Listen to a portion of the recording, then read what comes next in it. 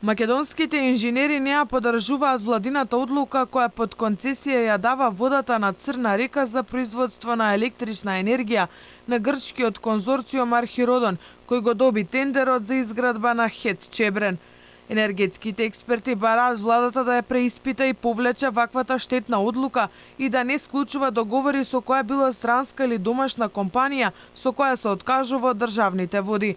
Наместо македонското електростопанство од ваквиот торта бизнис, вели професорот Димитров, ќе се офајди грчкиот систем бидејќи во раце ќе ја има оваа простројка.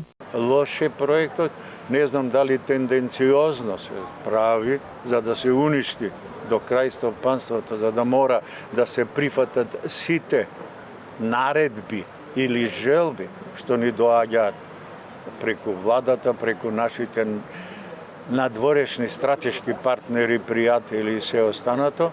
Продаваме се што имаме, ќе останеме без ништо, ќе работиме за туѓи господари, во туѓи дворови и што да кажам, лошо, црно е, нема од ова да добие Македонија ништо, ќе изгуби и Тиквеш, а веќе ако е толку добро, зашто не дадат дека земат 51% да биде Македонија, 49% грчко сопстанство и се решава проблемот. Хидроцентралата Чебрен е еден од најголемите и најважните енергетски проекти на државата, велат инженерите.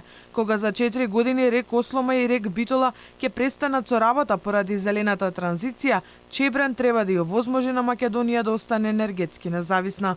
Викаат дека таа хидроцентрала ќе се даде на 60 години на странски инвеститор на користење, а погледнете го рек Битола изграден на 80-та година, сега фактички има 40 и нешто години, веќе се случуваат многу големи хавари, имаме испади. Има сериозен проблем во државата во однос на енергетиката, а енергетиката е движешка сила на секое општество. Ако немаме енергија, немаме ни технолошки развој, немаме никаков развој. А ние ја увизуваме тоа многу скапо. По 13 пропаднати тендери и по повеќе од 30 години, владата донесе одлука за доделување на концесија за изградба на хидроцентралата Чебрен на грчката компанија ППЦ Архиродон. Проектот ќе чини околу 1 милиарда евра, откако ќе заврши проектирањето и собирањето на документацијата, предвидено е да се почне со градба, а рокот е 7 години.